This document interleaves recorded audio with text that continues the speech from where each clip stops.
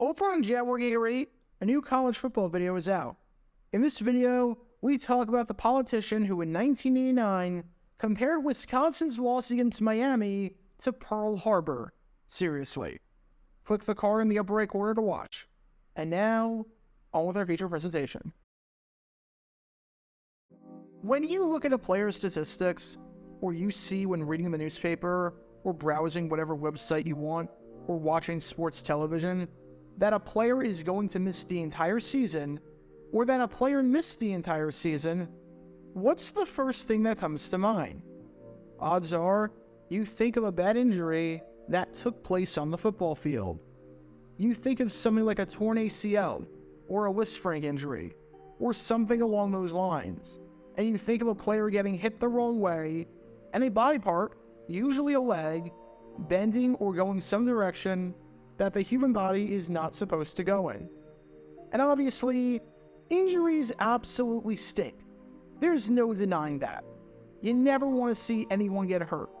You never root for injuries. And you never want to see people's livelihoods and careers and dreams impacted by something like that. Completely out of their control. However, contact injuries like that are incredibly common in the sport, and they're just a part of the game. People are going to get injured. Heck, even in practice, you'll see non-contact injuries, like what happened with Teddy Bridgewater a few years ago, that force a player to miss the entire season. Again, injuries suck, and there is no denying that. But there's nothing particularly noteworthy from a historical standpoint about a player missing the entire season because they got hit the wrong way. But the player you've been watching this whole time? This is Los Angeles Rams running back Les Josephson. And folks, I don't think we're ever going to see another player get injured and miss a season like him ever again. Not to ever make light out of someone's misfortune, but seriously, it wasn't even like the football gods were looking the other way on him. They intentionally summoned the injury gods to make his life a living hell. He suffered not one, but two injuries that, when combined, forced him to miss the entire 1968 season. And when you break down what those injuries are, and how they happen, and the bizarre manner in which they happen, I don't even know what to say.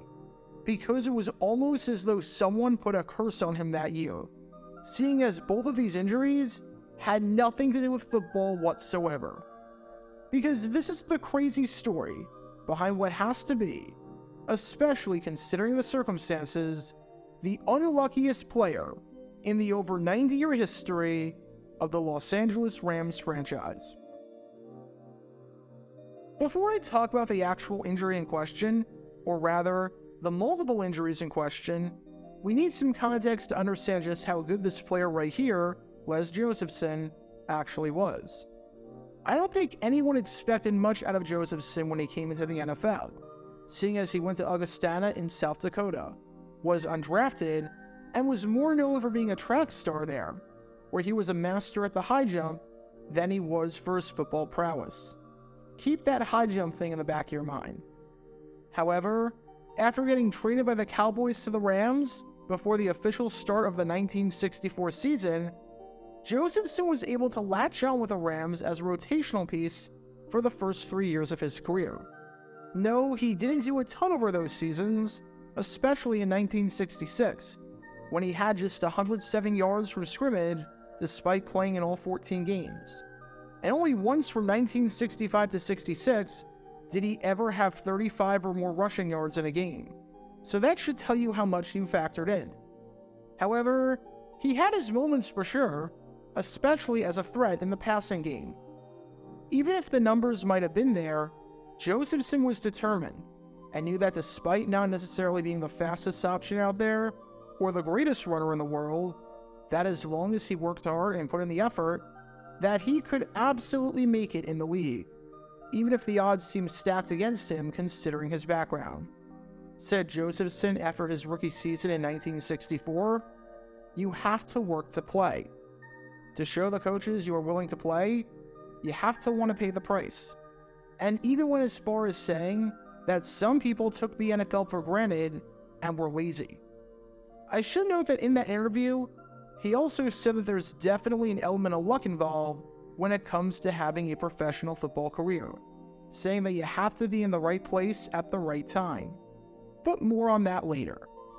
Anyways, after 3 seasons as a rotational piece, where he somewhat factored into the offense, but wasn't necessarily a main player, as guys like Ben Wilson, Dick Bass, and Tom Moore were getting touches over him, everything changed in 1967. During the 1967 season, the Rams were the best team in football during the regular season. They went 11-1-2 and boasted the best offense in the league, scoring 398 points over the 14 games, or 28.4 points per game, as they made it to the playoffs for the first time since they won the Western Conference back in 1955, and as they finished the season with double-digit wins for the first time ever. And while there were many reasons for the success of the Rams during that magical 1967 season of theirs, one of the big ones was, well, you're looking at him. It was none other than Les Josephson, who had, hands down, the best year of his career, as he was a true dual threat as both a runner and a receiver.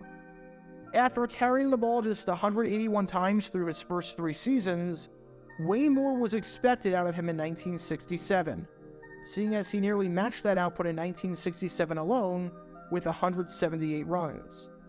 On those runs, Josephson picked up 800 yards, averaging 4.5 yards per carry, and leading the team in rushing yards and in yards per carry amongst all runners with at least 50 attempts. And in the passing game, Josephson might have been even better, because he was one of the first backs to really shine as a receiver. That season, Josephson was second on the team with 37 receptions, in which he picked up 400 yards and 4 touchdowns. Combine that with his rushing stats, and in total, Josephson had 1,200 yards from scrimmage, which led the Rams and made him the only player on the team to cross the 1,000-yard mark, and he had a team-high 8 touchdowns to go along with it. Just to put into some perspective how incredible Les Josephson played in 1967, and how vital he was to the success of the Rams that year, as they finished with the best record in the league, his 1,200 yards from scrimmage was not just the 6th most in the NFL that season, but made him just the 4th player in the history of the franchise to have a season with at least 1,200 yards from scrimmage, joining Dick Bass, Bob Boyd, and Elroy Hirsch. Not only was Josephson the only player in the NFL that season with an 800-400 year, but he was the first player in Rams history to do that as well. He was 7th in the league in rushing yards and 5th in yards per carry, and when it mattered most at the end of the season, when the Rams had no room for error since the Baltimore Colts were undefeated and only the division winners made it to the playoffs, had a 4-game stretch from weeks 10 to 13 where he had over 100 yards from scrimmage in all 4 games. Long story short, Les Josephson was really good, and for his efforts, he was named to the first Pro Bowl of his career. The 1967 season was great for Josephson and the Rams. They made the playoffs, they won the playoff bowl, and Josephson had a career year capped off with a Pro Bowl appearance. Now, it was time for an encore in 1968. And if there's one thing that you knew Josephson wasn't going to do, it was rest on his laurels. Said Josephson before the season started, "If you're not improving, you're taking a step backward.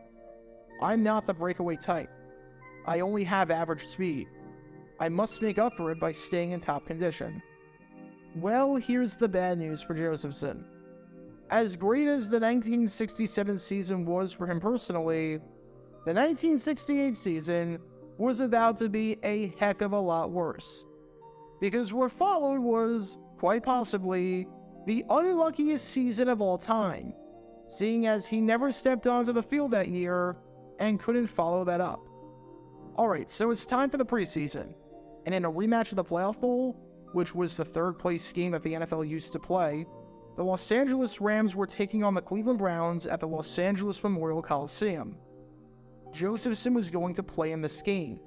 A newspaper article that came out the day of the Friday night game said as much, saying that quarterback Roman Gabriel, who you can learn more about by clicking the card in the upper right corner, would have Josephson to throw to and hand the ball off to.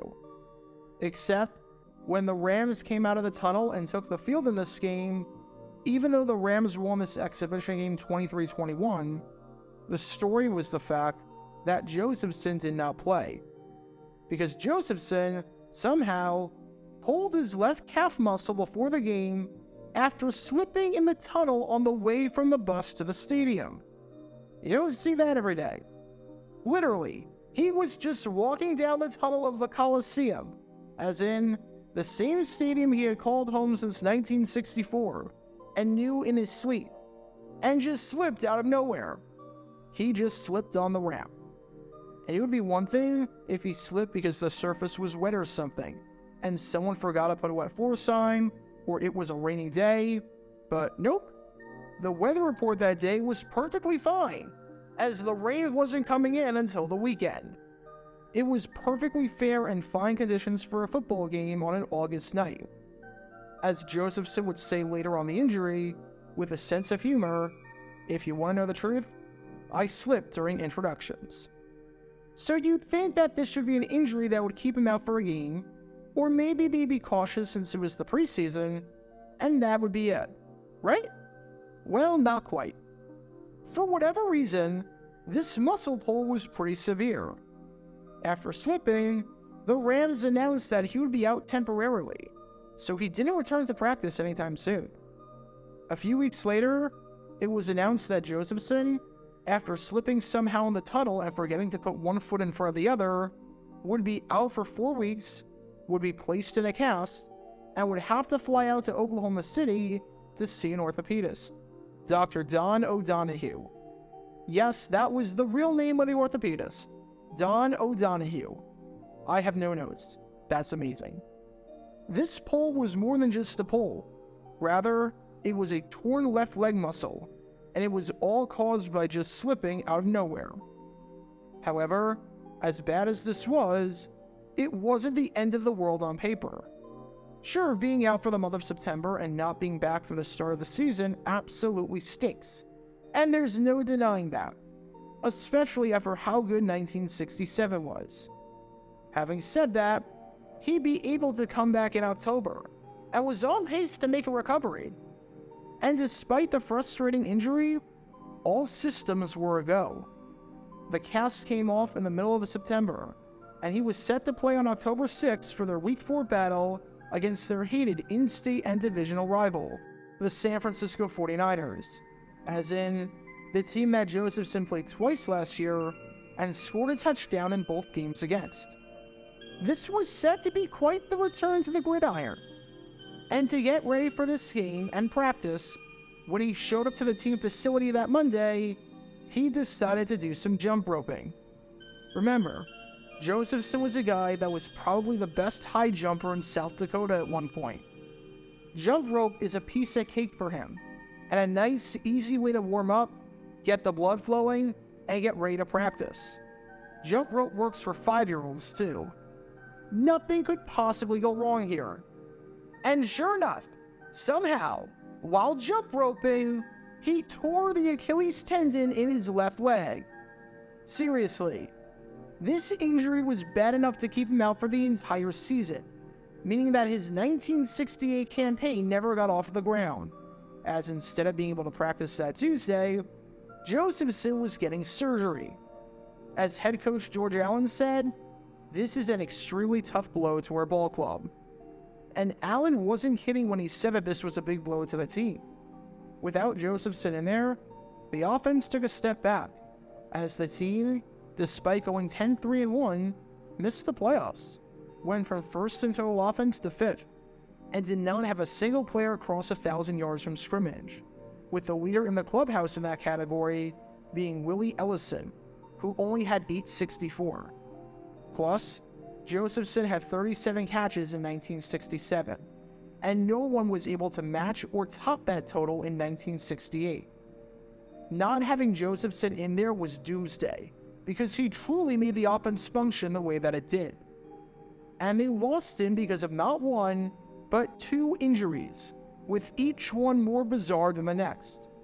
They lost him because he slipped on nothing, and because of a jump rope. Seriously, nothing about this makes any sense. It's like in 1968, his body was made of glass. The good news for Josephson was that he was able to return in 1969 and played in all 14 games that season. He actually lasted in the NFL all the way until 1974, playing all those seasons with the Rams. So when you're an undrafted free agent from a non-Division I school, and you can play more than a decade in the NFL and be remembered fondly, you clearly did something right. The bad news was that while he was still halfway decent, he could not come close to replicating the successes he had in 1967. He never made another Pro Bowl, he never had as many rushing yards, and he never had as many yards from scrimmage. The 1967 season was the peak and the pinnacle, and it was all downhill from there.